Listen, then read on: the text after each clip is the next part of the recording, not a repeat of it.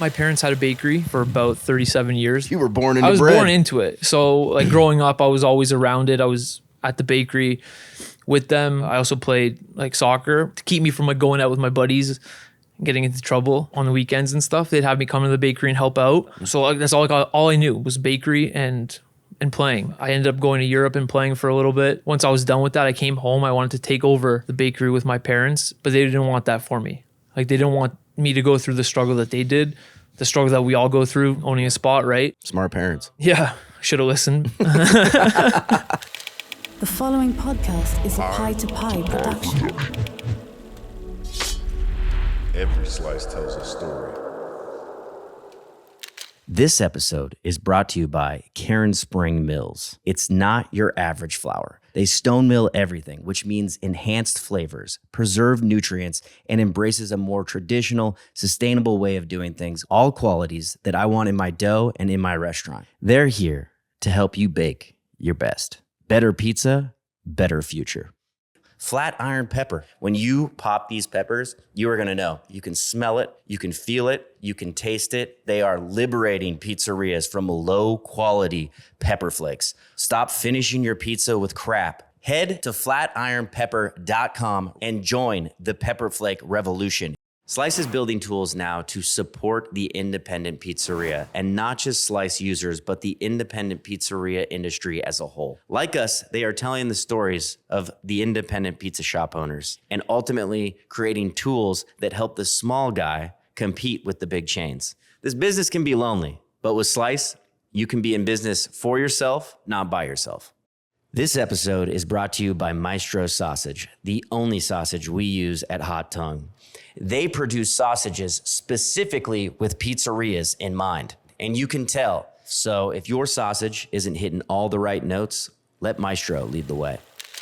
We just opened up the storefront about like 4 years ago now. Okay, so 9 years you've had the bakery. Like total, yeah. 5 years just with the storefront. Yeah, And- and we still do the wholesale at the back. So Okay. like, we still do both. It's just when COVID happened, we like stores were like not ordering as much from our wholesale, so we had to pivot. And then we're already on the road, so we might as well like start doing home deliveries. Yeah. So we started delivering to people's houses where they can order from us directly, and we just drop it off in the morning. Fresh bread, fresh pastries, Yeah. and then that gave us like the motivation to open up the storefront. And we're like, let's do it. So that's what we did, and it's been like 4 years now, and a lot of ups and downs, but yeah. Do you like it that way, or was it easier just like dealing direct to the wholesale customers? It was a lot easier doing just wholesale. Yeah. Like I had like 5 stores, 6 stores, a couple restaurants, so like 7, 8 total maybe that like people that I had to deal with on like maybe like a once a month basis. Yeah. To change standing orders or whatever it was. But now we got like 60, 70, 80 people coming through the door, different personalities every single day that you have to deal with, and it's a big difference for sure. Yeah. So like, I don't know which one I like more, but Well, I think you already said. Dealing with the public is fucking it's shitty. It's the stores aren't calling or giving us a 1-star review. That's what I'm saying, yeah. You know what I mean? Yeah, Like it's the public that does that for like the stupidest reasons, really. Whereas like at the store, if they have an issue, they'll call you and they'll have a conversation about it. Like, this was wrong, or this didn't turn out right, or you didn't send the right order, or whatever the case may be, where like a customer, they don't get it. Yeah. They're going straight to the keyboard.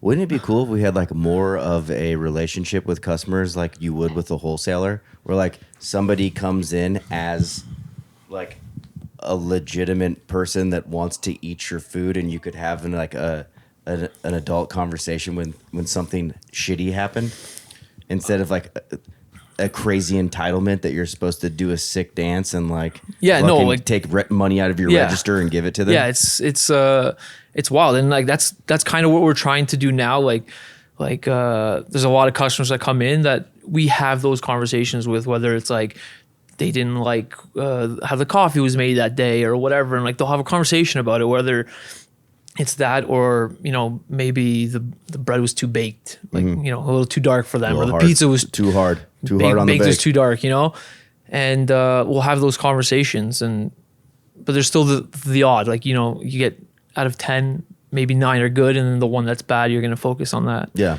So, but yeah, it would be good if we could have those conversations regularly with people. Yeah. Make it a lot easier for everybody, I think.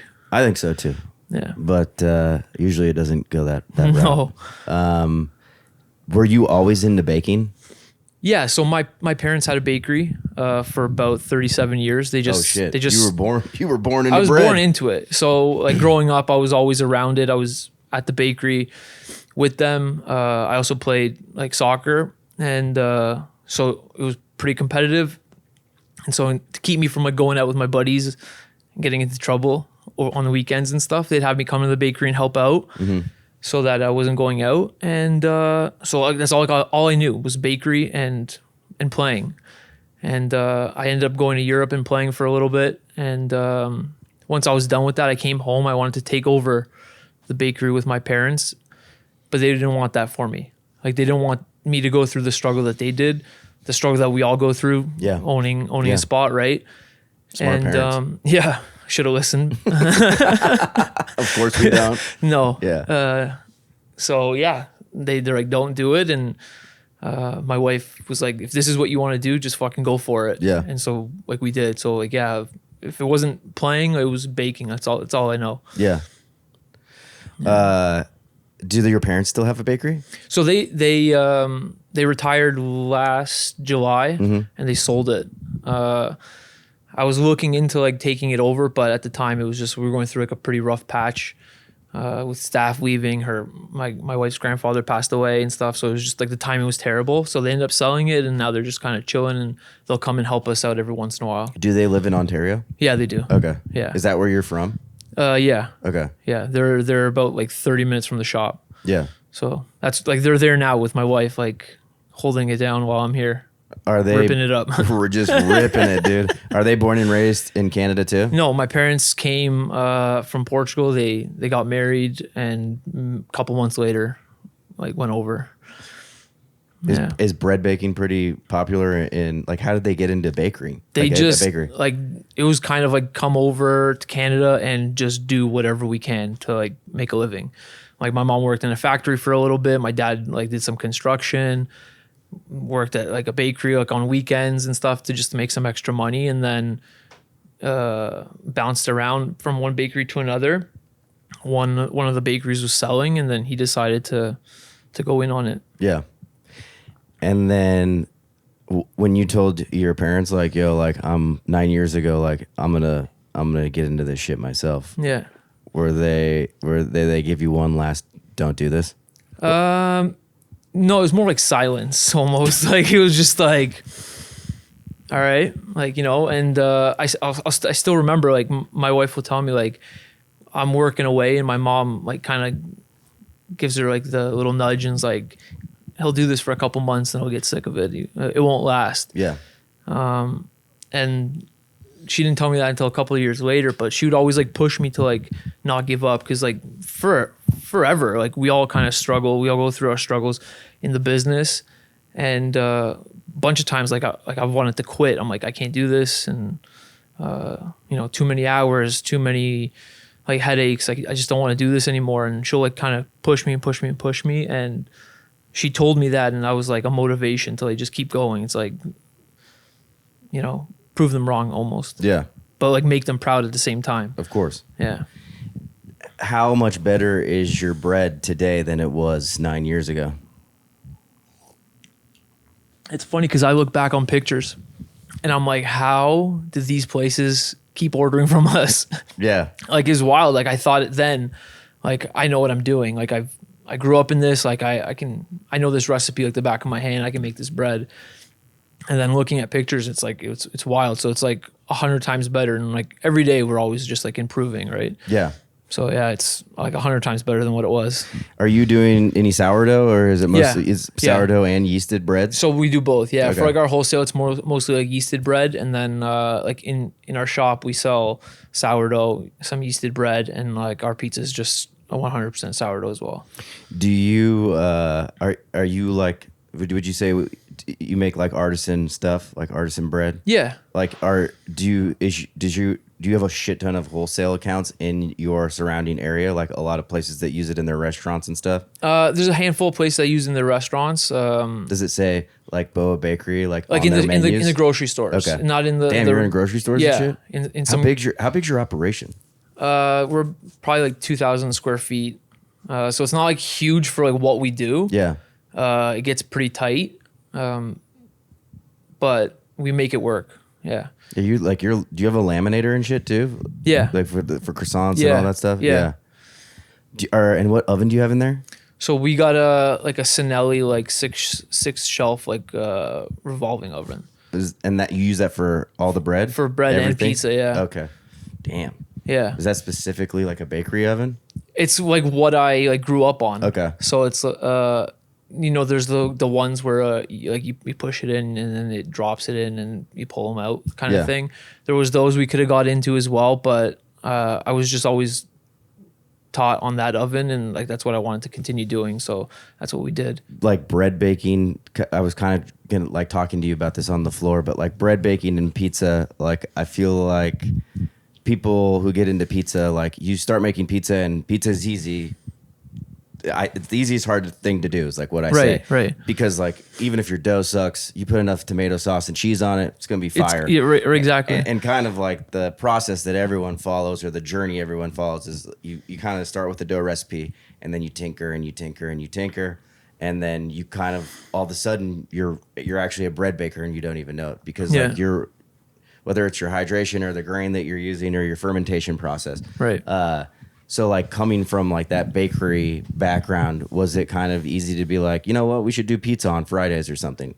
Or did it take some time to dial that in? To be honest, it's taken a while and like we're still tinkering like now and I think I'll forever tinker with it. But like my parents even like they didn't come up from like the bakery like world or like go to school for it, and I didn't do it either. I just kind of like learned as I went, and like it was kind of like the old school way, like handful of this, handful of that, and so we kind of had to develop our own thing. And then like the sourdough thing, we just kind of came about it by accident almost. Like when I first started doing pizza at the bakery, it was one of those things where I just made like a regular dough for our bread. And there was some dough left over, so I rolled it into a ball to make pizza. I was like, I'm gonna make pizza later on today. And I didn't do it and put it in the cooler for the next day. I was like, I'll just do it tomorrow or something. Forgot about it for like a couple days. And then remember that it was there, grabbed it. I was like, let's see if this still works. Because I was taught, like my parents were like, you just got to work the dough fast. It's going to rise. You got to get it like done fast and get it in the oven and go kind of thing. And I was like, let's see if this still works. Made pizza with it. I was like, shit, this is pretty good. And then kind of read about like, cold fermentation. I was like, oh, okay, that's a thing. Like I had no idea. Yeah. And, like I'm already like 5 years into the business. I'm like, I don't know what that is. Damn. Yeah. Like Sick. I'm like faking it till I make it, bro. Like Well, you made it 5 fucking years. That's five, pretty impressive. like I'd legit. say that's making it, dude. legit. We're like 5 years in. Like I have no idea like what I'm doing. Like we're doing these recipes that were kind of like passed down in a sense, but like we tinkered with it a little bit and changed some things. And then then it was like, okay, cold fermentation. I was like, what else is there? Like, then it was like, this is kind of like it's kind of like a biga, but like not. And then it was like, what's a biga? What's Polish? And then let's try this, let's try that. And then my wife just wanted to get into sourdough. And so we started doing that. And for a while, like we just couldn't really get it. We kept killing the starter and it was chaos. Pain in the ass. Yeah. And finally got it. And then was like, let's do pizza with this. And we did it. Wasn't great. Like looking back on pictures, I was on the way here, I was looking back on pictures of the pizza from even like 2 years ago. And I'm like, I thought this was good. Yeah. You know? And just like seeing it now, I'm like, wow, like where we've kind of grown from there. It's been a wild ride. But yeah. Did the pizza thing just kind of start out as like a fun thing to do Yeah. on Fridays? Yeah. And now it's every Friday you do it? So now we do it every Friday, like 4 to 6. We do time slots for just like those 2 hours. Like, and I'm like a one-man show. I'm stretching, dressing, launching, like all of it. So I can only take on so much. So that's what we do those 2 hours. And yeah, we do it every Friday now. People start to pre-order like days in advance now because they want to make sure they get their spot. Yeah. And we kind of want to expand it into like maybe Thursdays and stuff like that, but it's all like working around the schedule of like the wholesale and like also having like kind of the staff for it, because like right now we're kind of killing ourselves doing it all. Yeah. Right. So yeah, just Fridays right now. Do you use Saputo? No. No Saputo cheese? No. What cheese do you use? So we use a Salerno cheese. Okay. Also Canadian. Fuck yeah. Yeah. Okay. And what kind of tomatoes do you use out there? We use Stanislaus. Okay. Yeah. Well, at least that's easy to get. Yeah. That's it's been pretty good. I've messed around with some Bianco di Napoli as well, but like that's so much more difficult to get out for us. I get like these like little cans and like they're like pretty expensive. This or that. Which one do you choose over the other, Stanislaus or Bianco di Napoli? If I had to choose one, it would probably be Bianco di Napoli. To be honest. Respect. To be honest, yeah. If your sausage needs aren't hitting all the right notes, then let Maestro lead the way. Maestro has been working closely with pizzerias for decades. They produce sausages designed specifically with pizzerias in mind. And you can tell their Italian sausage crumbles look like they were handmade in your shop, and they will taste that way as well. With over 80 years in business, family owned and operated, the family is incredible, and so is their product. It's quality sausage with quality ingredients. Click the link in the show notes. A classical masterpiece awaits you. Back to the show. Would you ever envision like actually just having a pizza spot on its own? I mean, it seems crazy to me to like be doing croissants, bread baking, like full bakery status, and then also doing pizza, unless it was just like kind of like a fun thing to do to shake things up. Yeah, like I've definitely thought about it, like just kind of maybe finding a hole in the wall, getting an oven, kind of just like keep it like low cost, you know what I mean? Like try to get it going as fast as possible, because we went through so much bullshit with our build out and how expensive it was and all that. Just kind of a little hole in the wall counter, and like no slices, just full pies, and like kind of just me just doing it. And you're a one-man show. Sorry, babe, I'm out of the bakery game. Yeah, it's pizza. Just, like leave her alone, like she's doing now, just killing the game by herself, so she can handle it. She'll be all right. You got it, honey. You got it. How far away are you from Cowabunga? You said 15 minutes. Yeah, we're about like about 15 minutes from their like on the mountain location. And then probably like, 25, 30 minutes from their downtown location. Just because Andy and Justin were kind of just talking about like how Hamilton pizza is like, there's like some spots there now. Yeah. Like, and it's kind of like a thing. Yeah. The Cowabunga is like absolutely killing it. My pie, unbelievable. Talking to Solar tomorrow. Yeah. Yeah. So like the game over there is crazy. Like everybody's putting out great product, and like I'm just trying to get into the game with them, kind of thing. But it's kind of tough just doing the Fridays, but it's nice that like some of the people that go to their spots also kind of like hold ours up to theirs. So it's nice to hear that. How many accounts do you have at the bakery? So we're on like, I don't know, like 10, I believe. Okay. Yeah. But like our grocery stores are like a Hamilton staple called Denninger's. And they've been around since like the 50s, I think. And my parents delivered to them before I did, and so we've had a long relationship. And they order from us the most. Like they're our biggest account, and then everybody else is kind of like smaller grocers or like a few restaurants in the Hamilton area too. Okay.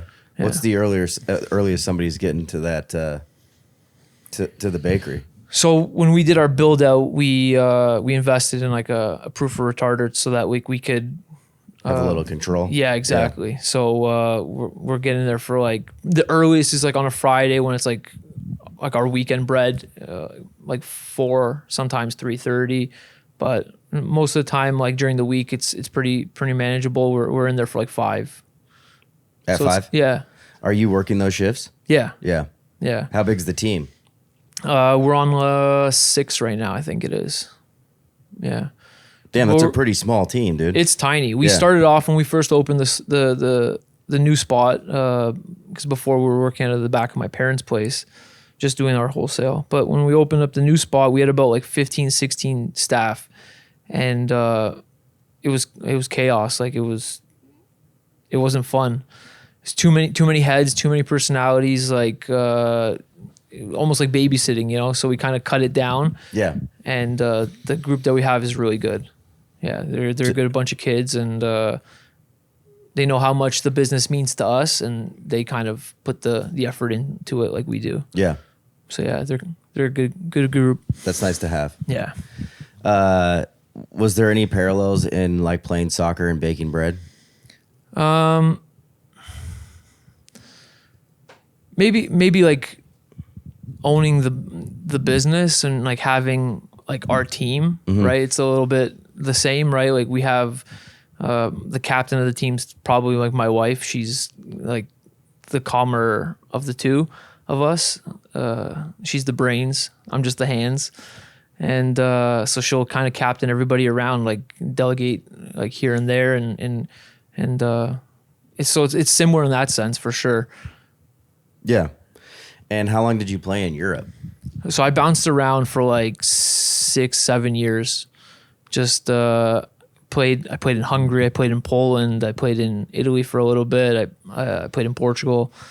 So it was a wild ride for sure. That sounds crazy. Yeah, I was sick. I was over there like living in Hungary, like in Budapest, like by myself, like 18 years old.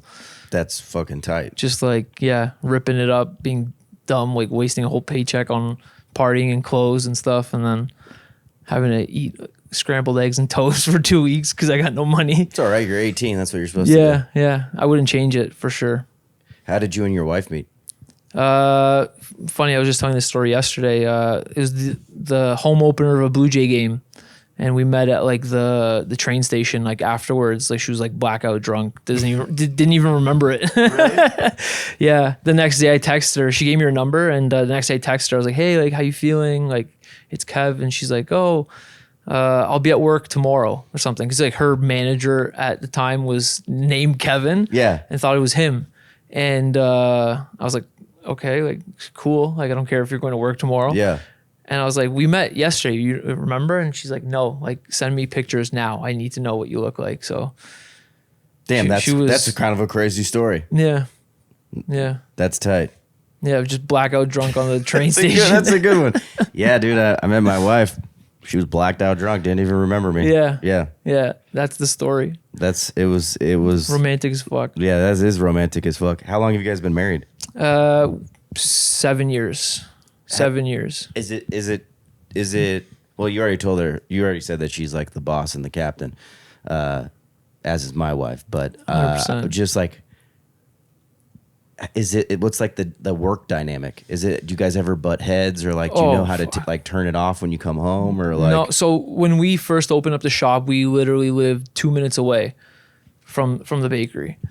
So like, you know, shit happens at the bakery, and like you get into the car, you're still talking about it. You get into the driveway, you're still talking about it. You get into the house, you're still talking about it. And then like, you know, you're just kind of going at it. Like you should have done this, or they should have done that, or whatever. And it took its toll. Like we're like, bro, this is like stupid. We're fighting over this stuff like for nothing. Like, you know, so we ended up like moving a little bit further away. And so now like we get into the car, we kind of decompress, so we talk about the day, and then when we get home we like can completely chill, and it's like it's been a lot better for sure, because it used to fucking suck. Yeah, I mean, I can only imagine. It just seems like it would be really hard to like not bring any problems home, or like not talk about it, because the business, like regardless, is so much of your life, you know? Yeah, no, 100%. And we're like together like literally 24/7. Like this is the first time I've been away from her in like years. Like we work together, we go home, like we're weekends together, like because we're just constantly at work anyway. Yeah. So, and then when we're not at work, we just kind of want to just chill at home and like just hang out, relax. And so like we're always together, and I love it. It's great. But when we were living so close, it kind of did suck, because like we were just so stressed out with the bakery, and there was no like time to just like, even in the car ride, like we live like an hour away now. and it's back roads, so it's like a nice like easy drive. But like we can just kind of sit there in silence and just like listen to music if we want, and like that's like our like kind of chill, decompress time. Yeah. You know, so yeah, it has its challenges, like us working together for sure. But I wouldn't want it any other way for sure. Were you on Bruce's podcast today too? No. So I You went should've sat over. down with I saw you with Big Bruce on Instagram, dude. I went to just go give him a little props. Like I started off like listening to him, and that's how I heard you the first time on his pod. And like your story about like you like the build out of hot tongue and shit. The worst. It was wild, and it resonated with me, and like that's why I was like that's how I started following you, because it was like the same shit. Like we went through the same stuff. Like it was like the build out was terrible. The money spent was insane. Like the stress and all that stuff, and just all the knowledge that he drops all the time. Like he's an OG, and Yeah, he's you OG, know, and he was He's the making man. podcasts before podcasts were even a thing. yeah. Yeah. Yeah, like I was living in Oakville at the time, so like Oakville and Hamilton's like half an hour, 35 minutes apart kind of thing. And I didn't even know who Cowabunga was because like I was just always at the bakery 24/7. Yeah, The first time living I in heard of Cowabunga was on Bruce's podcast. That's too. crazy, and they're like fucking 20 minutes away. Yeah. They were talking about like selling out like 300 pies a night and stuff. I was like, Dude, bro, they're psychopaths. I'm like, dude. I gotta go check this place I want out. those sales, dude. Yeah. Yeah. Well, did you have like what was the shittiest part about your build out? You did a full build out? Full build. The place was like just concrete, just sitting there for years. And we saw the place and we're like, we got to get in. And it was COVID time, so everything was just jacked up. Prices of the rent, prices of like the wood, everything.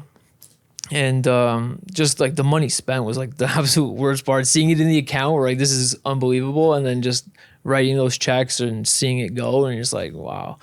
Like we had like the blueprints of the place. We gave it to the contractor, and it's like, here's the blueprints. Here's where all the equipment's going. Here's the electrical needed for it. Blah blah blah. We show up one day, and there's a hot water tank sitting in front of where the walk-in cooler door is supposed to be. So I'm like, how the fuck are we supposed to open this door, dude? He's like, oh, I didn't know. I'm like, what do you mean? You have the blueprints? Like, well, we're gonna have to take that out. It's gonna be an extra cost and this and this. And it's like, Did you have a terrible general contractor? it was our landlord does buildings as well. So they were our general contractor, and they built in the cost of it into our rent. So they did it all, and they bent us over. No spit, no lube, bro. Yikes, dude. Yikes. No spit, no lube. We're it's brutal. Like the Are you still paying it off? yeah. We're almost 5 years in, and we're close, but So you moved from somewhere else. so we like my parents had a place in Oakville, which is like half an hour away from like our spot now, and we were running it out of the back of their place. Got it. And yeah, we decided to like we gotta We're gonna do our own thing. do our own thing and, Yeah. and grow. We need a bigger spot. We need newer equipment. We need, just do us. And so that's what we did. And, we're just working to the bone like 20 hours a day and stuff. And, first time doing it, we don't have people to lean on. My parents never really built out a place or anything. All the equipment was inherited from the old owners and stuff. So we went in blind, and we were just like, let's like, who do we talk to? Like nobody. So it's like, all right, well, you need this. All right, fine. Here's the check. Like you need that. Okay, here you go. And then we go and show up, and it's like, what the fuck? Like, what is this? Like, we need to fix this and fix that and change this and change that. It was a nightmare. So yeah, it was brutal. Well, what a fun learning experience. If there's one thing you could do and go back, do something different during that build out, what is it? Kind of slow down, take our time with it a little bit, because we worked it out where we're supposed to get like I think it was like 2 months free of the rent. But we just wanted to like push, go, keep this momentum going of like people ordering from us, and like the public was pushing us like, like, when are you going to open? When are you going to open? And so we're just like trying to rush everything. And that was a huge mistake. We should have taken our time with it and you know, built it the way we wanted it to be done 100% instead of like 75 or 80. And like now those changes like would cost way too much to even think about doing. Yeah. So like kind of take your time with it and like ask the right questions and try to like pick people's brains about it that have done it. Like now, like hearing all the stories that I hear on the pod and you know, knowing that I can just like reach out, like I can reach out to you and go like, you know, what's your opinion on this or what's your opinion on that? It's a huge help. Whereas back then, like I didn't even think to do anything like that. Yeah. I didn't have anybody to do that too. So Some of us in the pizza industry might only know Slice from the online ordering app, which is still around, but Slice is doing a lot more these days. They're building tools now to support the independent pizzeria, and not just Slice users, but the independent pizzeria industry as a whole. They're telling the stories of pizza shop owners, creating resources, and ultimately products that help the smaller guy compete with the bigger chains. Slice now has an integrated POS system that's specifically designed for pizzerias. They're doing stuff like SEO, marketing, and full website buildouts, along with custom box pricing that you are going to get probably way lower than what you're paying for right now. They have a ton of resources for every owner. Buying power is a huge thing, especially when you're talking about big chains. And what Slice allows you to do is negotiate with suppliers and vendors to get a lower rate. That's what the Slice network allows. There's 24/7 tech support for customer care, and an extension of your staff is what they call it. This business can be lonely, as you all know if you listen to this podcast, but it doesn't have to be. With resources provided by Slice, you can be in this business for yourself, but not by yourself. I mean, I don't even think you would know what questions to ask until you've gone through it. So you fucking went through, because I always say, I wish I knew what questions I should have been asking, but I didn't know until like there was no lube out. yeah. And like, what did you say? No spit, no lube. There was no spit, no lube. Like I didn't know I was getting fucked in the ass until I was getting fucked in the ass. You know what I mean? Yeah. You just, I wouldn't know where to have like No, for asked sure. a question. For sure. You know what I mean? Like, Yeah, no, I get it. You got to go through that experience. Yeah. As shitty Yeah, as as it shitty was. as it was, right, But, yeah. but now you have the experience. Yeah. It's the only way I can look at it too, Yeah. is that like, I will never, people could tell us too. They could have told you, Yeah. dude, don't do just like my parents, yeah, right? Like your parents probably don't like, do dude, it. they're- And we're fuck like, them, dude. They're always right in the end, you know? Yeah, yeah. Most of the time. Yeah. 90% of the time. yeah, But you know, sometimes you have to go through like all that pain and that money. But you're right now, like, you know, being able to have a community or like reach out to people, Yeah. it's so important. But the main thing I felt like with Hot Tongue is like when we got fucked so many times, and I felt like we kind of got screwed by a lot of different people, and I felt like we were getting taken advantage of. But in reality, I just had no idea what I was doing, and the people that were working for me Right. probably thought I did, and maybe like they just kind of were going along with it. But I was like physically and pretty upset with the pizza community as a whole, because I felt like a lot of people didn't tell me. it kept it quiet. Yeah, that like, yo, this is shitty. And then the minute I started telling some people casually about things that were happening, they'd be like, oh no, that's normal. Yeah, oh yeah, yeah. that happened to me. Yeah. It's like, dude, why the fuck isn't anyone talking about Right. that? Right. Like this, I don't give a shit that you sold 300 pizzas on a Friday with Yeah. a Instagram reel or somebody coming into for like as an influencer. Like, tell me how to save $100,000 Yeah. on my build out. Let's get down to the nitty gritty. Yeah. You know, like let's talk about that stuff. Yeah, no, 100%. You're right. Going through is the only way. It's like what's that saying? It's like you don't like lose, you learn a lesson or whatever it is. Like Well, the quote from Nelson Mandela is like, Yeah, yeah. you either win or you learn. yeah. Yeah. So it's tough losses, but they're learning curves, and now we know that not to make those mistakes, for sure. Yeah. Well, it's just those mistakes are tough too, because there's so much money involved. Right. I mean, it's nice with the even not even knowing about situations like getting into a lease where somebody's willing to do a full build out for you. Excuse me.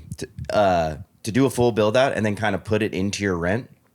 A lot of people don't even know that you can go into a lease and kind of try out that option or look for those kind of things, you know, because it's nice that you don't have to maybe have all this money up front. So there's different ways of getting into a situation where like it might fit better with where you're at financially. Yeah. You know, instead of just fucking scrambling to get X amount of dollars. Yeah. Well, like, yeah, because that was a huge thing. We got blessed in that sense because we didn't need that upfront money with that plus like all the equipment and everything. We were like, okay, well, we don't have to give that all up front. We can spend a little bit more on like this equipment and get a couple extra machines here and, you know, extra like baking racks and like all that stuff like that.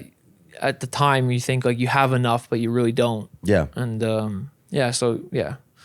What's the sickest piece of equipment in the bakery right now? Probably like our Super 2. We have like a machine that like dough comes off out of the mixer onto the table, and then we just like cut it into like strips and put it into the machine, and it's programmed to whatever bun we're doing. If we're doing like a Kaiser bun, you put in the code for it, and then it spits out like the balls. Shapes it, rounds it, comes out the size that you need it for, and then you put it on the boards, and you can rip so many doughs like back to back using that machine. Do you have a big ass spiral mixer that like comes up and fucking flops down? Not one of those. No, not one of those. But maybe, who knows? Maybe in the future. But yeah, it's a pretty big bowl. I think it's an 80 quart or something like that. Okay. I don't know. It's a pretty big one, but that machine would probably be the best one that we have in the spot. What kind of price tag does that machine come with? That was used and it was like 50 grand. Yeah. Yeah. Did you walk around and look at any of the equipment today? Yeah. There's some crazy shit coming out of here. Oh yeah, like the dough presses, the dough rounders, and even like the stone conveyor like oven that I saw you guys like using it. Those things are wild. Luca, this guy who does LA Food Pod, he was kind of talking about this on his podcast like last 2 weeks ago or something, but basically like kind of like what happened in COVID, and I don't know if this happened where you're at, but I think in the restaurant industry as a whole is what I saw is like COVID kind of did like a reset on the restaurant industry, because like I think that people stayed at home, didn't go to those jobs, and kind of realized that they had a second to breathe, and maybe that they weren't going to go back into the service industry, because for a long time I think it had always been like, what can you do for me? It was low pay, long hours, and then people kind of found other careers because they kind of had a break. So going back into when reality started getting more normal, the restaurant industry kind of had to got flipped on its head, because everyone wanted higher wages. They expected more. I think you lost a lot of people that were working in the service industry. And so like it had to be like, what are you going to do for me situation.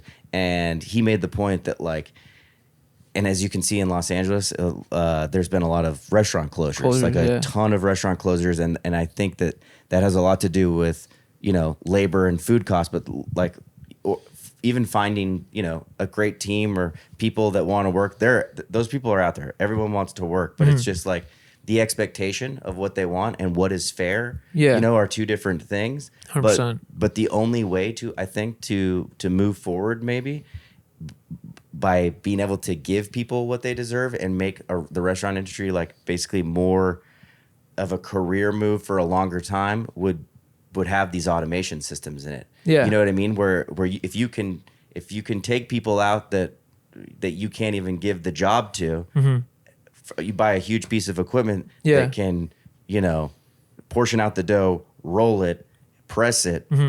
Your 6 to 8 person team comes down to 2. Yeah. And then you can pay those people maybe $30 an hour. Yeah. You know? And then you have a way that everyone's being paid fair.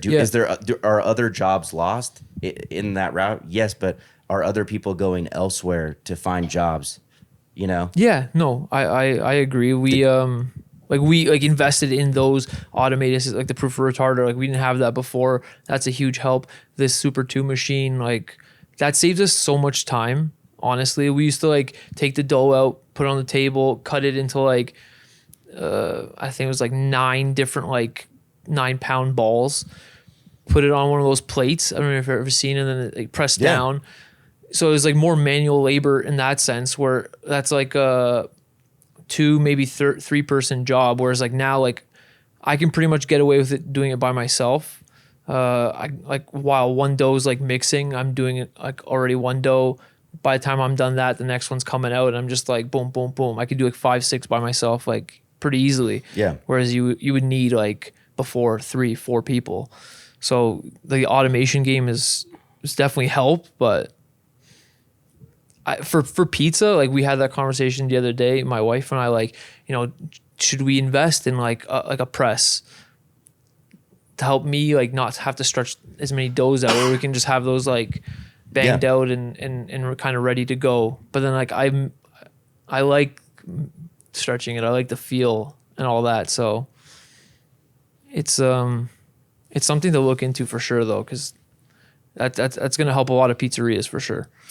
Yeah, well, you know, I looked at a pizza press today. One's $4,000, one's $30,000. You know, I was actually surprised. The $4,000 one, I did not think was gonna give the results that it did. But you know, that Prima from Fierro, it has like little fingers. Okay, and so all your bubbles are still in the dough. But most pizza presses kind of just crush the shit out of everything. But I mean, like, I think where I was going to is like the with this automation stuff, what I think about is like, I think as a pizza maker that I need to be stretching it with my hands. Like it needs that human touch. But I think that like, and then I even look at some of like the automation and I think, oh, the Prima, I can still see the bubbles. It kind of still seems humanistic. And then I see this other thing that just crushes the shit out of the dough. But then I see these 2 things bake inside like a similar oven and they both come out very similar. Then can I tell? Yeah. Maybe. Yeah. But does Joe, Sally, and John give a fuck? Right. No, they just got their pizza cheaper, faster, and easier. 100%. Like in our little town that we have, I don't know, what is it, like 10,000 people or whatever, 12,000. There's like 6 pizza places. Like, and we just do pizzas on Friday, but like we're out of everybody, we're the most expensive because it's sourdough. I use like, you know, good cheese and the pepperonis, cup and char, and all that stuff.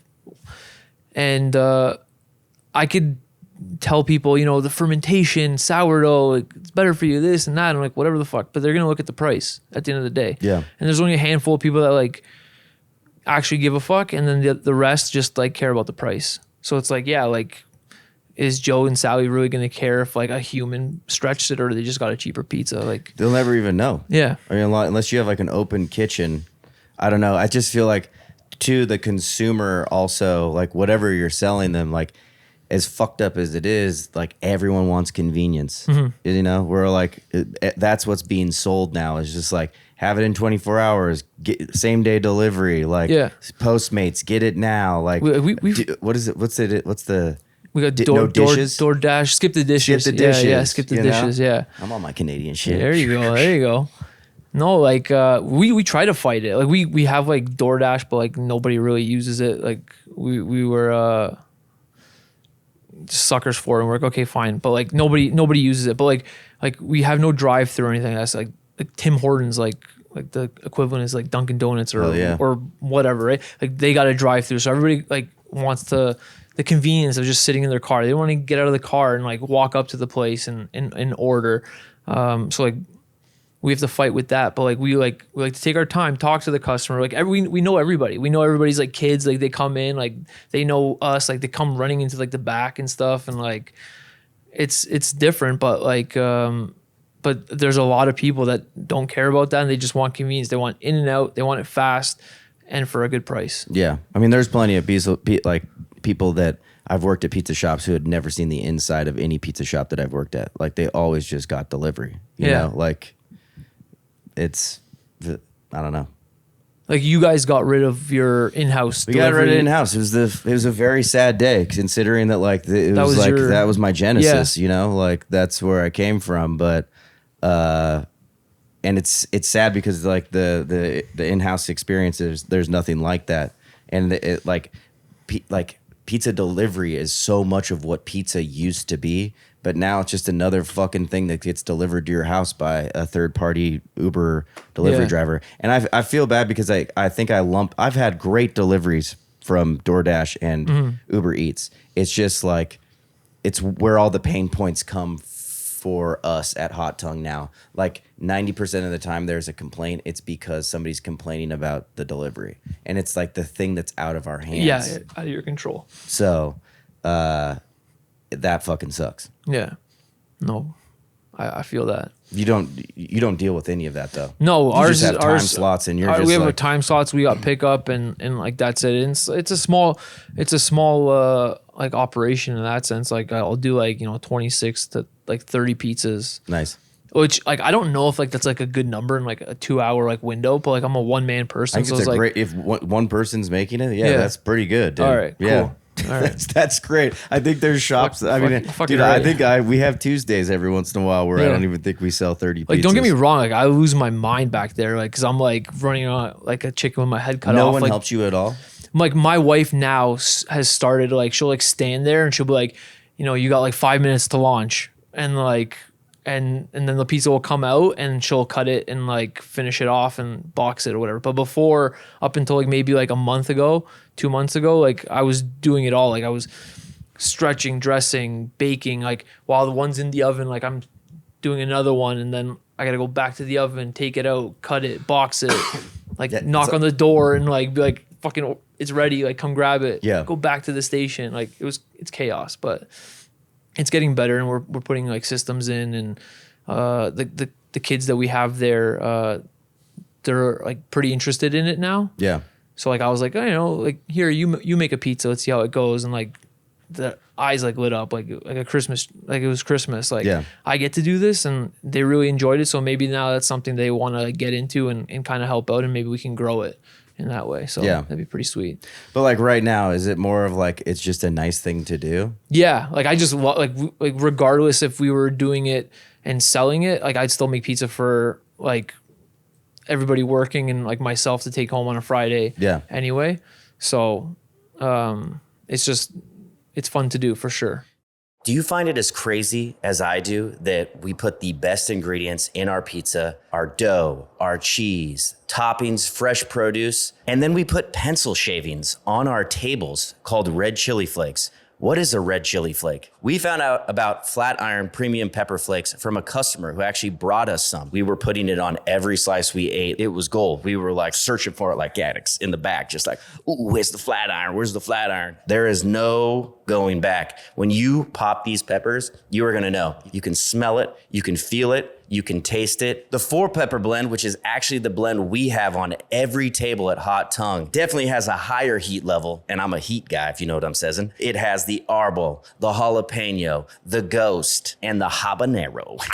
Spicy. They are liberating pizzerias from low-quality pepper flakes. Flat iron pepper, you are going to know the difference. In here, real peppers from Italy. Let's go. Head to flatironpepper.com right now. Use the code PIE2PIE at checkout. That's PIE, number 2, PIE at checkout. And any order over $25 is going to get you a bottle free of the sweet heat. Put that sweet heat in your cart, and any order over $25, that baby's gonna be free. Do not miss this chance to upgrade your pepper game. Head to flatironpepper.com right now and join the Pepper Flake revolution. Is that AL? You might be the best dressed person at Pizza Expo. Why is that? You got the GTA 6, you got the ALD. Is this a New Balance collab shirt? It is. Yeah. It is, yeah. I'm a big LD guy. Love them. It's a sick brand. I'm one of my dad friends in Los Angeles. That's like all he wears. Yeah. I was like, damn, dude. I got a couple pieces. Bakery's gotta start. Bakery's got a budget, huh? You guys are doing well. No, I'm on a tight budget. I had to hide this one from the wife. She's Oh, like, I was like, it does look new. She's like, that was fresh. It's Like I would looking just creased in the arms. like, you know, packages come, like she's like downstairs. I gotta hide it before she sees it. So yeah, no. Do you shop a lot? No, not really. Like I'll do like once or twice a year. I'll kind of like go nuts a little bit. Yeah. Kind of like when we're on like vacation or something. Like we'll go away. I'll kind of go a little crazy, but I do love sneakers. I got a pretty good sneaker collection. Where do you get your sneakers?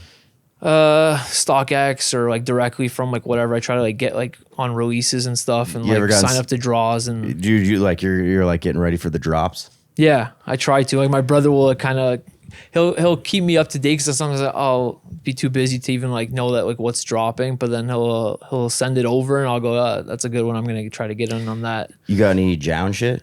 No Jown. They're Canadian. They're legit. Think, They're dope.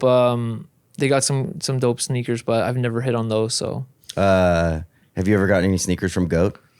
I did. I used to get Goat, but then one time I got hit with like some duties on them. So I was like, no. So the StockX thing, like once you get to the end, it kind of tells you like your total, and you don't have to worry about like, the duties afterwards or anything like that. Yeah. Those hidden fees. Yeah. Okay. No bueno. No. Yeah. Well, I'm officially giving you freshly dressed, best dressed at the expo. Appreciate that. Bro, you were looking fly out there. Where's that vest at? Dude, you know what I was those sunnies too? Dude, I'm putting the sunnies back on. Fire, man. Thank you. I appreciate that. The problem with like work clothes too is like you're in your bakery so much that like I maybe leave my house in regular clothes like 12, 13 times a year. Yeah. You know what I mean? Yeah. Like it wasn't until this year my wife finally was like, because I basically wear Carhartt and Dickies, okay? Because I liked like the fit of them, and then they're kind of rugged, and you can get them like you can mess them up a little bit. They're cheap. You Absolutely. get them on Amazon. Like my fucking wife was finally like, dude, like we're going shopping. We're going shopping. Like your fucking wardrobe, like you getting everything from Jeff Bezos is weird. You're almost 40 years old, dude. It's time to get like some fucking nice clothes. And so, dude, like we went to Nordstrom and she basically fitted me down, dude. Like we bought a whole brand new wardrobe. Yeah. And I was like, it took some getting used to, but like still, I maybe wear those clothes if me and Matt go on a podcast trip. Yeah. Or like me and my wife go out. Yeah. Once every 2 months. Yeah. Like I got like all these sneakers and she'll always bust my balls about it because like I got all these sneakers and like a bunch of clothes like I'll grab and like I don't really have the time to wear them. Yeah. So like they just sit in your closet. They just kind of sit. So like this year I was like that was one of my things this year. I was like I'm going to try to once like the kind of snow goes away and whatever, which it's kind of gone now. Like wear like a different pair every week or something, or you know, like change it up, not just wear the same thing because they just sit there collecting dust and like they're like trophies, but like that I paid for. Expensive ass trophies, right? So it's like fucking wear the things, man. Well, it's like tough. Even like if I go into Hot Tongue and I'm just working in the back, like I'm gonna kneel down, I'm gonna look at some flour, I'm gonna check out the oven, and then I get up and like. This hooded sweatshirt just has black shit all over it, and I'm like, God damn it, you know? Yeah, like on Saturdays we don't do dough production because there's no delivery for our wholesale on Sundays, and the shop is also closed on Sundays. So that's like the day that I get to kind of come in like a little bit later, and I don't have to like work as hard. So like I'll come in a little bit like more fresh.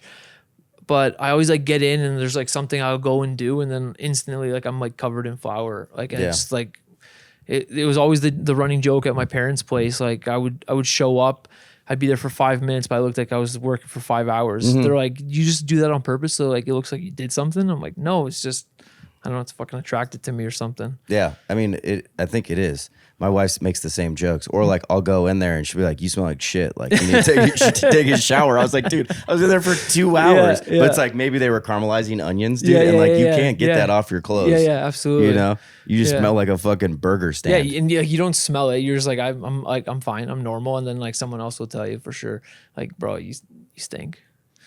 No, I get that. So right now you're not at capacity at 2,000 square feet. Like you have enough room to do everything you want to do. No, like if we were gonna maybe like cut back on like our storefront, for example, because like we got a kitchen too that we do sandwiches, like nothing crazy, but we have like a stove back there, and we have like a prep table and like all that stuff, but that takes up like our like bakery cart like space, and like our the boxes that we use to send out to our suppliers, like full of bread, and all that's stored back there as well. So it's like that takes up like space. So it's, if we wanted to expand the production, we'd have to like push it into there, which like right now we can't. So if we wanted to grow, we could. It would just get a lot tighter. Do you want to grow, or are you kind of like content right now with the wholesale and like how things are going? No, I think we're always pushing to grow, but we fight with it back. Like it's like a tug of war. It's like we'll do more wholesale. It's like no, we'll do like more storefront. Like, and we'll kind of go back and forth because like, we'll have like a good week or something in the storefront. Like pizza's flying and pastries are going like crazy, and people are coming in for coffee, and it's like it's great. We're like, this is the vibe. Like this is good. Like, we can kind of cut back on the wholesale because like that's very time consuming with like all the bread production. Yeah. But then other times like we're just like, no, we need to push the wholesale because we can just pump out way more bread than people coming in because we're such a small like little town. So we're kind of looking to expand and have a different spot where it's like strictly wholesale, bigger facility. But the issue right now is like moving like the oven and moving the equipment that we currently have. And because we want to expand our storefront. It's like it's a pretty small spot. We were never really expecting to be, I don't know, maybe we just like misjudged it and we're like, okay, like this is big enough. But like a couple moms come in there with a couple of strollers, and it's packed. It gets tight. So we want to expand the front, bigger counter and stuff. So we would want to move the wholesale. Thank you. Move the wholesale into a different spot so it's like strictly wholesale, and then we can just pump that stuff out to like the one location and then potentially a second or a third. We want to expand both for sure. But how do you do that? But how do we? That's the question, and that's what we like kind of go back and forth about too. It's like to grow the wholesale, we probably just go more automated, right? Have more automation, so it's like maybe you can run it with like a 2-person operation, maybe one more person to pack all the bread afterwards, and then storefront wise is just kind of find different spots, but like smaller spaces where it's more so just like the storefront. We don't have to have such a big back area. So that's what we would want to do, but it's like how to do that, like with running the way we're running now and like being so in it, we can't really work on it, right? It's like that whole thing. Yeah. If you're working in your business, you can't really be working on it. So do you have a goal to like not be in your business as much? Yeah, like we're putting in systems now, which is like we're starting to build, and it's starting to work. So like we're doing different things where we don't have to be there as much. Like now, yes, my wife is there, but at the same time, she's got someone that can kind of cover her, so she's doing like my thing. But then like if we were both gone, the goal is to have the people there now being able to do both of our jobs, which we're pretty confident they'll be able to. It's just like they're new and they're fresh. So like once they kind of are more comfortable in those positions, then we can kind of take a little bit more of a step back and then be able to work on maybe a second location or whatever.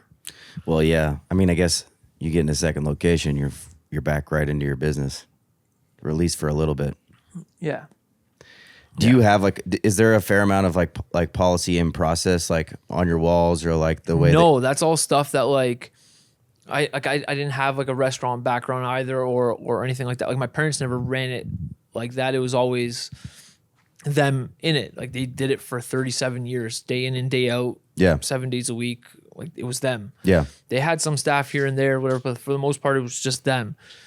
So like I didn't like learn like, hey, like you should have like systems, like you should have, processes on the wall, like pictures on the wall, like, descriptions of like how things should be done, like a little book, like all with like recipes and like all this stuff, like, and that's stuff that we're doing now.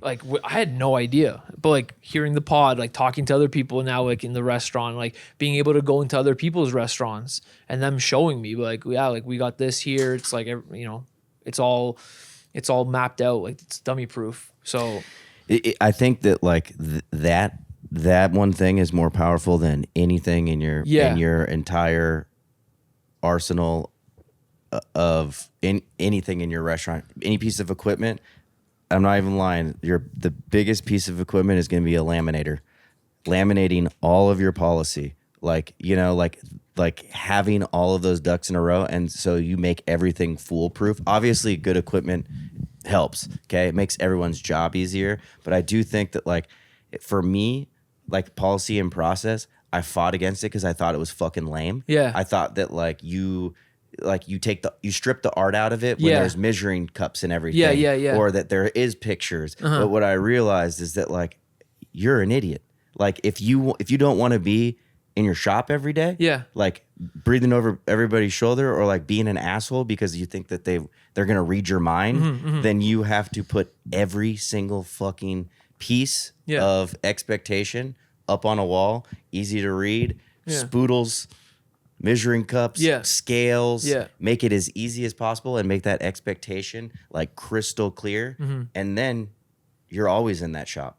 And then it's just about getting people that believe, like I'm going to take the time to put the spoodle in there. I'm going to sauce a pizza. I'm going to fold the baguette exactly how we do it here, like, but it's one of those things that I thought was like, it was like the dumbest thing. And then it was the only thing that was going to be able to sit here today with you and know that I can look at Toast and be like, oh, it's pretty busy right now, but I bet they're fucking killing it. Yeah. Or somebody posts a pizza on Instagram. It looks fire. And it's like, damn, that looks better than I could make it. But because that expectation is there, Frank, Tiffany, Michael, they're all going to make the same pizza because they know what's expected. You know?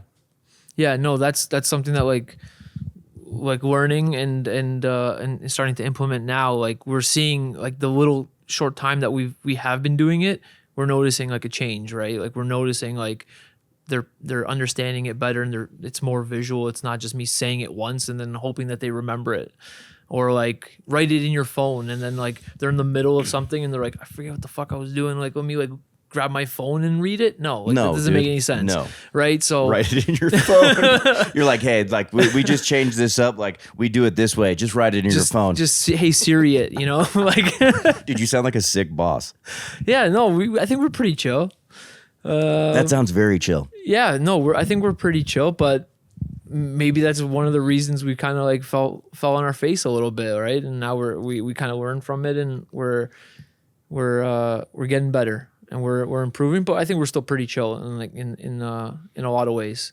Yeah. But yeah, though, just like the little time that we've implemented that, it's been a huge change, and we're excited of like where we can take it, like continuing to put in these systems and seeing how that goes. I think it's like pretty exciting. Like I think like Alistair is a lot like me. Like in the way that he really like, Al the Pizza Buddha. The Pizza like Buddha, I see him working with other people and like he'll go in and he'll do all the pictures for him and like he puts it up on the wall and then like he'll like update with the customer and be like, or his client, and they're like, we just took our first like weekend off and like, like that's amazing. You know what I mean though? But like it's funny because like it's that kind of advice or knowing that like you should do something.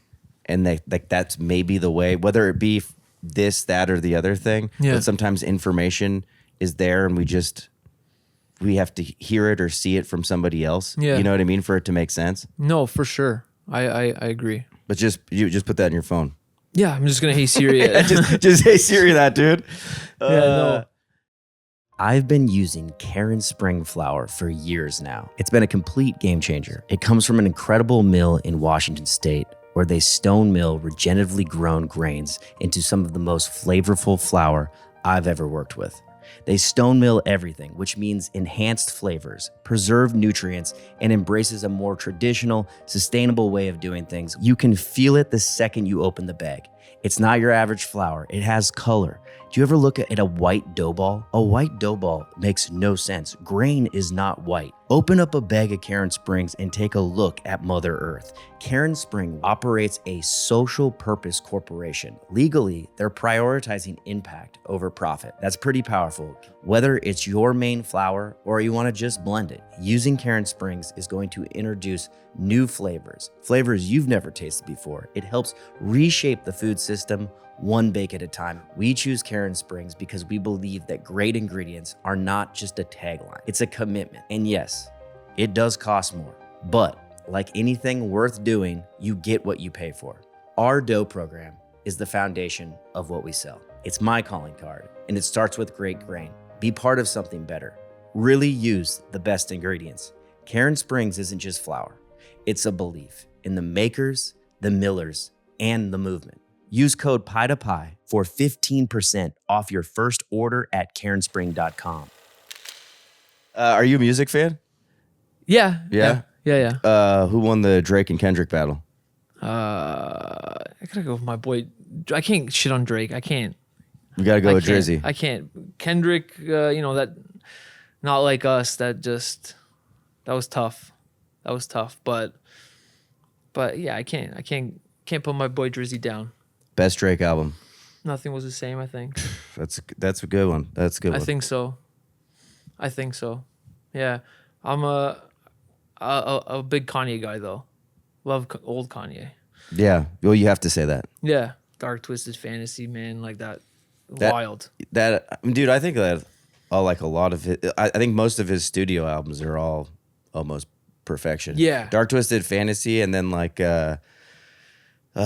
of Pablo was my least favorite album, and then 2 years ago I started revisiting it, and then I must have listened to that album for 6 months, on repeat. We made. I was working on a shirt, like a Hot Tongue shirt with like him as a cartoon figure, like this at the listening party. Yeah. And it said like, I feel like Kanye. Yeah. And it just said Hot Tongue on the back.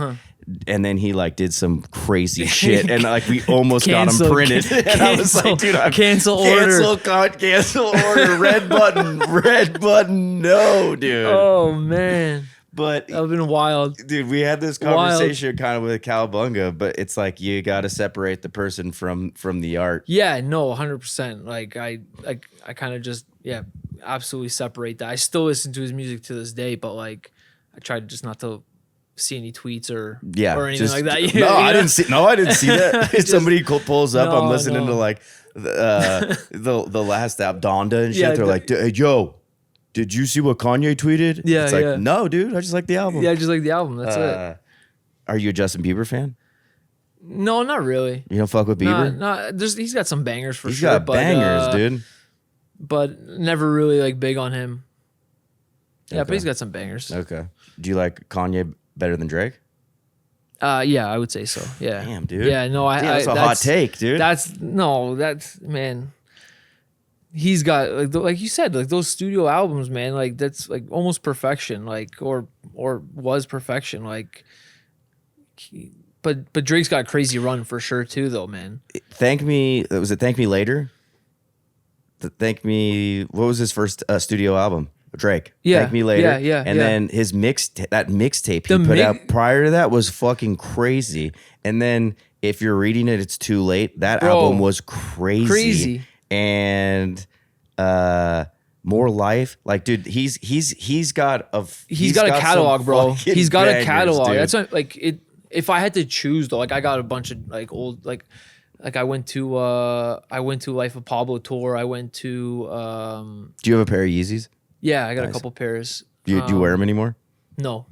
No, they just sit there collecting dust. Well, now it's all fucked up because he's like, well, no, because Adidas. it just more so because like everybody started like wearing them. There's like 12-year-old kids running around skateboarding in them and stuff, and I'm like, I'm trying to keep these things like clean and stuff. Yeah. These kids are skateboarding in them and stuff. I don't was give like, a nah. shit. Like, so those sit now, but like I got a bunch of like Kanye stuff like from going to concerts and stuff. I've never been to a Drake concert, but Damn, you've never been to a Drake concert? Never been. Shit. Yeah. I've actually never seen Drizzy live either. I've seen No? Kanye a bunch. Yeah, but like both like wild catalogs. Like you can put, any of those albums on and just fucking rock with it. What kind of music do you guys play at the shop? In the storefront? The storefront, we have like a little bit of like an Afro Portuguese like vibe Very going cool. right now. Very cool. Yeah, just we were back home in Portugal in August, and music coming out of there now is all that, and like we just like vibe into it. I just like listen to it, and I can just hear the waves of like the ocean and like feel my feet in the sand and stuff. It just makes me feel like home. So like we got that playing all the time. It's like on like repeat. I'm sure the customers are probably sick of it, but we love it. Yeah, and in the back, I'm just blasting whatever. Nice. Yeah. Would you say that you're like a bread head? Do you like when you sit down and have like a piece of bread, do you like judge it and shit? Or are you kind of like, it is what it is? Did you read Tartine? Kind of. Okay. Kind of. Like I got those books at home. I was like, I can't like sit there and just like read. I get like lost and I'm just like, I'm bored. I can't do this. Like Yeah. I'm more of a like hands-on, like just like do it kind Yeah. of thing. Like put the recipe in front of me and like I'll fuck with it and see what comes out. But to sit there and like read it, like I haven't been able to do it. I have the books at home, but I just can't. I don't know if like fucking cookbooks are like, you're supposed to read them. You know what I mean? Just do it. No. I feel like you like, maybe like you read the front, it's like, this is how I started, Yeah, like yeah, blah, yeah. blah. And then it's like, all right, where's the recipe? Yeah, You know what I mean? Like I got up to the point he was like in like France somewhere, like learn the recipe or Yeah, yeah, whatever, yeah. like working with some like master baker yes, or whatever. And, yes. And then I was just like, That's good. You closed just it. stop there. Yeah. Go to that country loaf recipe. Yeah. Like, I'll give this a try.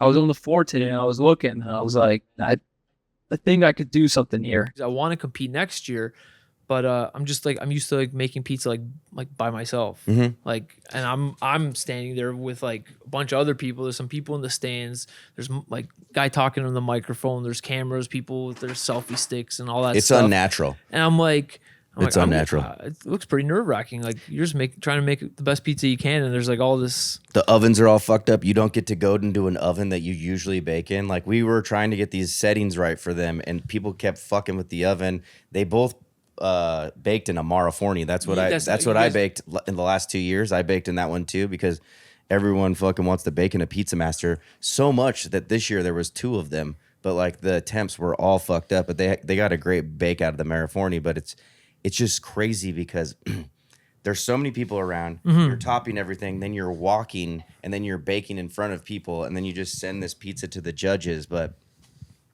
I don't know. Hopefully you like. It seems like even if you don't give a shit, you'll have nerves. You should definitely do it. I think it's just like a great experience. Yeah, like that's like something similar to like my playing days, right? Like playing in front of people and stuff, right? Having those like pregame nerves, like that, like those butterflies in your stomach and stuff, and like seeing it. It's competition, right? Like you want to win, you want to do well, and maybe that's like something that's kind of missing. And so like I want to compete, I want to do it. So we'll see what happens. Like I definitely want to do it next year. And I even said, I was like, bro, even if I come like dead last, like You did it. I did it. Would you fly dough out or would you cook here? That's one thing I was like trying to like figure out. I'm gonna talk to the like Justin and Andy and see that guy was wild doing a hand mix and shit. They're psychopaths, dude. Like they're like chill ass psychopaths, you know? Yeah. Like whatever's gonna happen is gonna happen. But they flew their dough out last year and won. Yeah. I love that they were like, well, if it's not broke, let's fix it. Yeah. And like coming out here and rolling dough. Yeah. In an Airbnb. Yeah. Good for them. Yeah. Crazy, man. Like, did you taste any of the big dough ups. on the floor, like on the competition area? No. All right. No, I didn't try anything. Should have. I didn't even know I could do that. I was asking questions to the guy next to me at one point. I was like, is there rules to this? Like, what's like the size? And like, he's like, oh yeah, like, it's gotta be like at least 12 inches or whatever. And like, I didn't know there was like all these different rules and stuff. And I didn't know you couldn't like mess around with like the temps of the oven and There's like a fair amount of rules depending on like what category you go into, but like Okay. cheese and traditional have like the most rules, and then if you want to just get crazy at non-traditional, there's like literally no rules. Oh, it's just okay. like do whatever the fuck you want. But what's cool is if like everyone cuts their pizza, and you can basically eat all the competitors' pizza okay. if you sit like off to the side. Yeah. Okay, But cool. Do it. By the way, this podcast is sponsored by Wayne Gretzky. Wayne Gretzky 99 Estates Wine, baby. This was a gift from Kev, dude. This is the best as it gets in Canada. This right? This is Canadian. This is the best Canadian wine there is. The GOAT. Yeah, this is the goat. GOT of fucking Canadian wine. Just twist that And thing it's a off. twist. Just twist that thing off. Like he gave it to us, and he's like, "It's a twist off." Fuck yeah, we don't have a wine opener, so that's perfect. Anyways, Yeah, mint. we're on the Mint. second bottle. Mint. Yeah. All right, you want to play a game before we get out of here? Let's do it. All right, let's play a game. Overrated or underrated? Let's do it. Okay. You know how it works? Oh yeah, I'm a weekly watcher. Okay. Thank you. Well, we appreciate the watch. I'm telling you, I got my dad on it too. We save it for Mondays. It comes out Friday, Yeah. but we save it for Mondays because my dad's there. And I forget what happened. I didn't watch for like 1 week, so I had like 2 back to back. And so I watched one on the Monday. My dad comes in to help out a little bit, and he's like, "What's this?" I was like, "Oh, like pizza podcast, whatever." And he's just like standing there, like watching. I'm like, "Bro, you're supposed to be helping me." He's like standing "It's there pretty good." watching, you know. So we watched like 2 episodes back to back, and now it's just like a weekly thing. I'll save it for Monday, and we'll just throw it on the TV in the back while we're making dough and stuff. And Oh, I love it's something we watch together now. It's pretty That's tight. sweet. Yeah, Well, thank you. Yeah. Tell your dad thank you. yeah. Shout out. We need George. we need the views. The OG. George, thank you. Overrated, underrated, electric ovens.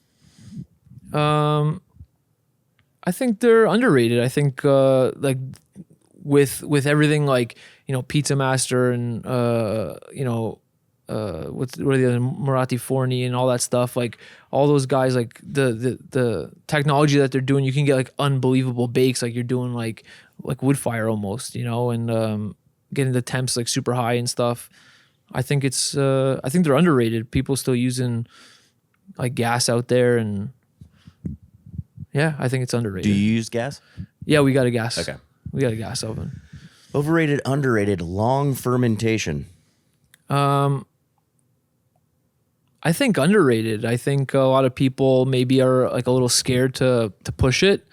We'll do like a 3-day, 4-day. I've pushed it to like 7 days, and it's funky, but it works. Yeah. It works. So yeah, I'm all for it. Okay. Underrated. Overrated, underrated, pre-ferments. I think they're fairly rated. Like we're good. Like, you know, they could be underrated. They could be overrated. We'll put them in the middle. I get one of those. Yes, you I are. know. Ding, ding, I ding, know. ding. We have I a know. real weekly watcher. I know. He knows the rule, and he is using his out. Wow. Kev, the greatest guest of all time. Come on, no, he knows no, the no, rules, no. dude. 99 Wayne Gretzky. Thank you, dude. The 99 Wayne Gretzky Estates is hitting, dude. Okay. Overrated, underrated, high hydration. I think it's overrated. I think it's overrated. I think you can get a great product with still going a little bit like, you know, less hydration. Like we're doing like a 68%, but like I've done like a 60, and it's pretty freaking good. It's pretty close to what we're doing now. So I think it's a little overrated. Word. Yeah. Do you guys make baguettes? No. No It's baguettes? like we do like a lot of like basically what we do for like our wholesale stores, like our Portuguese buns and like Kaiser buns and sausage buns, burger Got it. buns, and all that stuff is basically what we sell in the front, and then we'll do some like sourdough for the front, sourdough buns, but no baguettes. Got it. Yeah. Okay, I'm gonna switch it up just a little bit for this one. This or that, dipping sauce or ranch? Dipping sauce. We're dipping sauce over there. I was never a ranch dude. So growing up, man, like the pizza places around the area had like a garlic dipping, and that's what we did. It It's was like called garlic dipping, or is it called dipping sauce? no, the garlic dipping sauce. Yeah. Okay, so on a menu in Canada, it says Yeah. garlic dipping sauce. Yeah. Okay. Yeah, I think so, right? Or is it just called dipping sauce? Because we have like a bunch. There's like garlic. There's like they'll do like a barbecue. There's an onion and something. Like there's a bunch. Like no free ads, but like Pizza is like our we know. like big chain over there, and they got like I don't know like 6 or 7 different sauces. They respect the craft. That's Yeah. for sure. Okay, so then, do you use dipping sauce on your pizza? Garlic dipping sauce? No. On my pizza, no. The only other pizza really I'll eat is Cowabungas when I got the time to go, and my pie, and both of them I don't. Okay. Since 2021, I've had the privilege of consulting on projects across the country, helping operators fine-tune their dough, systems, and everything in between. I take it seriously because I know what it's like to build something from scratch. It can be terrible and lonely. Plenty of folks reach out just to talk shop, and I'm always down to share what I know. But if you're ready to take things to the next level, the next step of improving or launching your business, I offer a full menu of consulting services from dough doctoring to dialing in your systems, policies, and workflow. So head over to alexkoons.com to get in touch. Let's build something together. Better pizza for everyone. Yeah. All right. Overrated, underrated, hot honey. I think it's because I'm new to it. Like I just got into it like maybe like a year ago. So I think it's underrated. Okay. Yeah. Everybody else is like, oh, it's overrated. It's been around forever and blah, blah, blah and whatever. But like I just got into it like last year. I'm putting that shit on everything. Well, I feel like in the pizza community, it's like such a fucking thing now, but like still out in the world, like it's so underrated. People come in and their fucking mind is blown when they have it the first time at Hot Tongue. The first They're time like, I had it "What a year the ago, fuck that's is what I said. I was this?" like, bro, what the fuck is this? Hot honey? Like, Yeah. there's a kick to it. Like, what? Yeah, no, I think it's underrated. Overrated, underrated, social media. Let's make it more specific. Instagram. Fuck, I hate doing it. Honestly, Are you the one that runs the account? like my wife and I, we both do it, but most of the time it's me. And I hate it. I just want to like focus on like making the product and like we've tried to bring like outside people in to do it, but it's like they just don't like they don't get it, and they want us doing like things that are kind of like out of our nature and like not us, and like so like we do it, and it's a struggle, man, but like it's what you have to do now. Like if we don't post, like people like think we're closed. So Yeah. we have to post something like every day, and I'm like, bro, I'm tired of this. Like, what like I got to do like a dance or something. Like it's 100%. yeah. Get the fucking monkey suit on, dude. Yeah. It's time to dance. Let's go. No, yeah. So I don't know. I don't like it. Is it overrated or underrated? That was the question. Mm-hmm. We'll go. I think it's overrated. All right. It's overrated. Overrated, underrated influencers. I think that's overrated too. I think a lot of people do it without like the right intention. Like they're doing it for themselves and not like actually promoting like the restaurant. Like they're doing it, but like they want something out of it. Like Not- the influencer. Yes. Like not because like they really truly like love the place or whatever. It could be like not the best place, but like they're probably getting paid. So they're talking about it and try to like hype it up, and it's really not that good. So I think it's like overrated, and we haven't really used any. And if they come in, like great, sure, but like we get every once in a while like a DM. It's like, hey, I'd like to come in and whatever. Like, you mind like Giving us some free food? giving us some free food? And it's like, well, fuck, not for your like 1,000 followers. Sorry, no. You Damn, got, it's like that, huh? oh yeah. You better have the big dogs. Oh no, you need big dogs. You gotta have. What's that? How much is a free meal? How many followers for a free meal over there at BOA? 1,100. And Dude, at least 11,000. 1,100? 1,100. 100 more. No. Give me 100 more. We're you good. Bitch, come back up in No, here, dude. no, yeah, we're good. 1,100. We're good. No, we give out free meals all the time. Like they come and if they don't ask for it, we comp it and whatever. I don't care how many followers. There's like someone that came like once and they had like 300 people, and I'm like, but we comped them anyway because they just they kind of talked about it. They said, hey, I'm gonna be taking some pictures. Do you think that's okay over here and whatever? We're like, yeah, it's cool. Like, what do you do? It's like, oh, like I'm trying to start like becoming an influencer or whatever. It's like, yeah, you know what? Here you go. That's really nice of you because like when me and you start a business, we pay for everything. Yeah, absolutely. You know what I mean? And if like, Absolutely. if they're building a brand, whether you have 300 or 1,000, like an influencer, this is my problem with the internet a little bit in this influencer situation is that like if you want to build your brand, you have to invest in it. So you should pay for a certain amount of meals until you have the influence to actually hit up a restaurant, know a little bit about them. Yeah. And then maybe ask for exactly what you want instead of a collaboration. Yeah. Because there's I like that. You know what I mean? Because I think that like in the world that we're living in, influencers aren't going away, and they can help a business in a very big way. 100%. But they should also people need to come correct, you know? Yeah. Like build your following, build your business, and then like let's work together so we both get something out of this. Yeah, because at the end, like we're pretty small businesses, right? It's not like we got like multiple locations. We're a big chain. And we get like big deals on product that like we buy. Like we're paying like paying heavy, and like shit costs a lot, and like to just give it away for free. Well, I think it's easy in those situations to be like, yeah, like what's a pizza to give to somebody, or what's a couple slices, but then like Michael, one of like he competed today, he'll remind me like, dude, there's much more than just the slice you gave away. Like you see everything around you, you see like everything we've built here, like you're giving all of that away. Yep. Every time you give free food out, like this isn't, he always says this ain't a soup kitchen. Like Yeah. friends will come in Yeah. or people will come in and he'll like, I'll be like, did you comp them? And he's like, no, it was full price.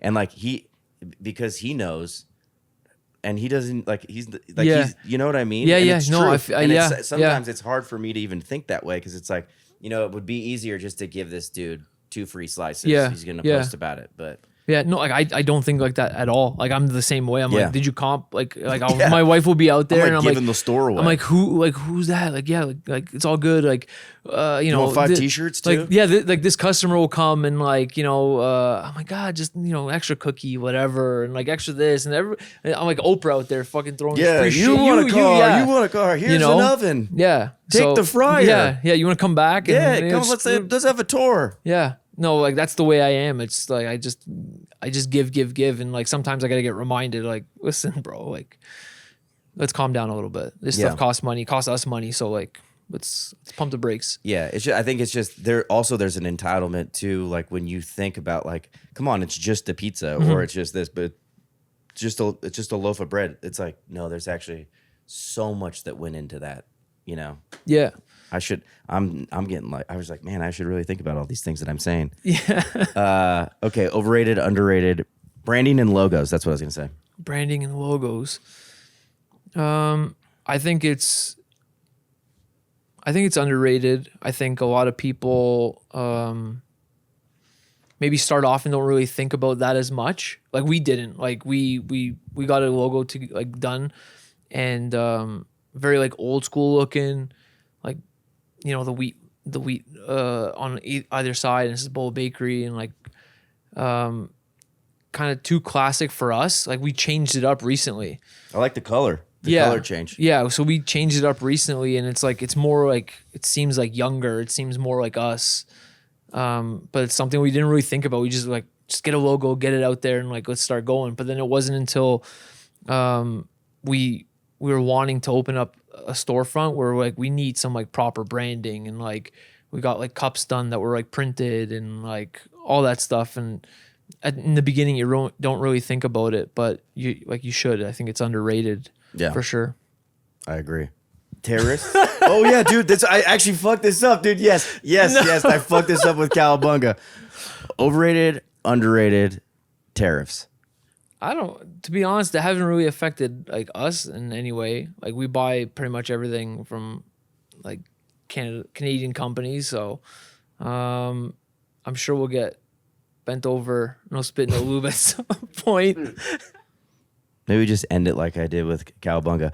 Oh, Canada. Our home and native land. Wayne Gretzky's Estate 99.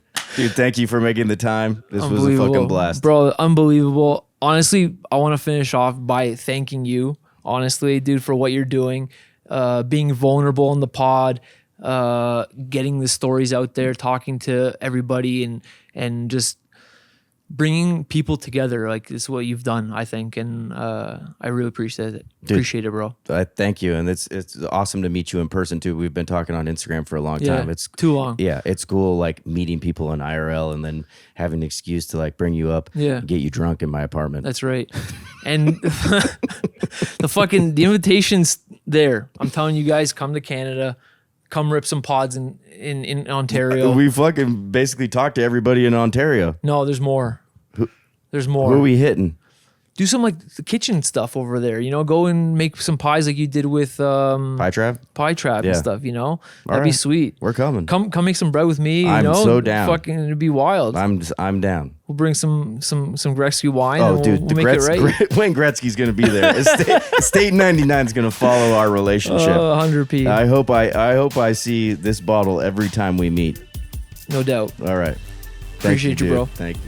I hope you enjoyed that episode. Don't forget to like and subscribe. We appreciate you. We love you. Thank you so much.